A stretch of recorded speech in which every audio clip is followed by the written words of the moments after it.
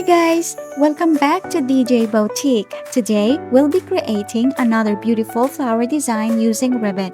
Let's begin. We'll be using satin ribbon in 5 cm wide and 10 cm long. First, let's heat seal the ribbon ends to keep them from fraying.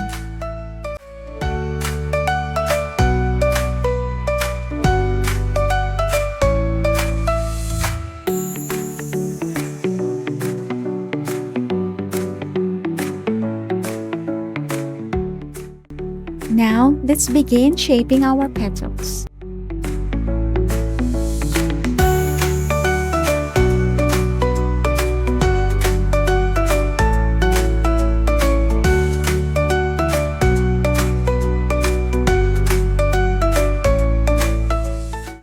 Let's secure our shape with a pin so it stays in place. Now we'll do the same on the other side.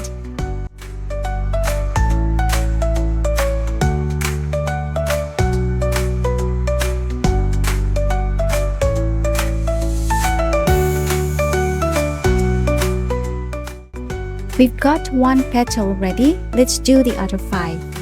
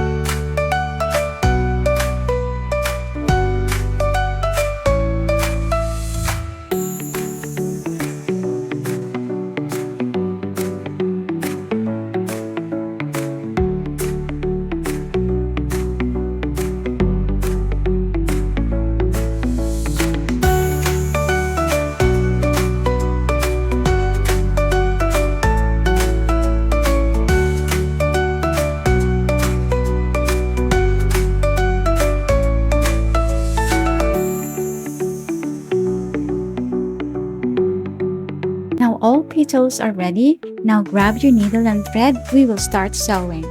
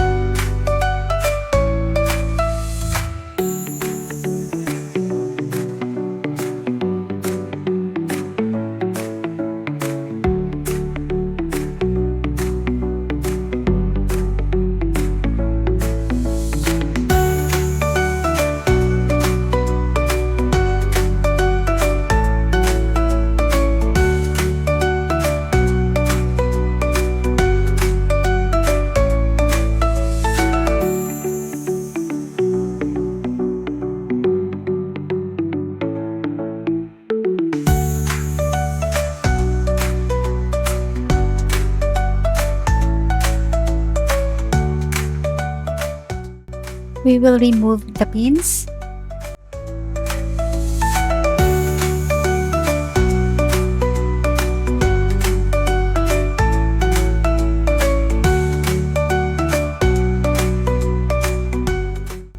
Gently pull the thread to gather the petals together.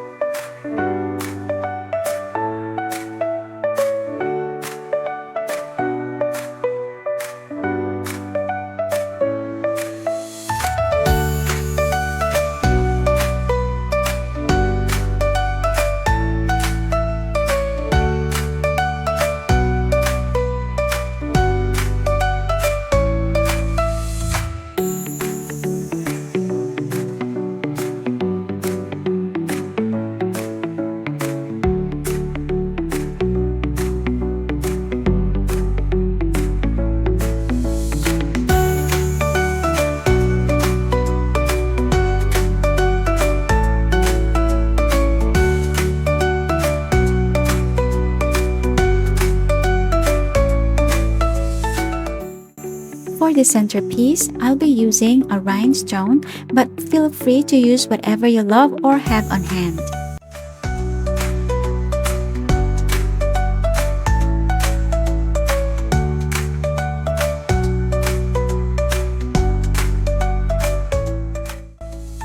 And for the last step, let's add a little detail to make our flower stand out.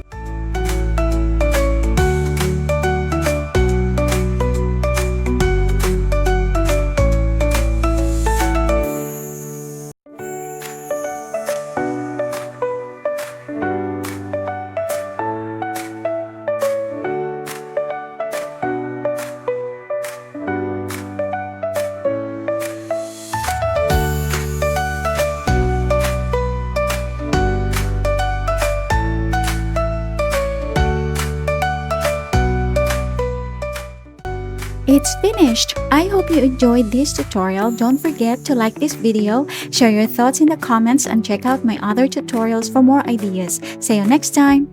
At DJ Baltic, dreams come true. So join the fun.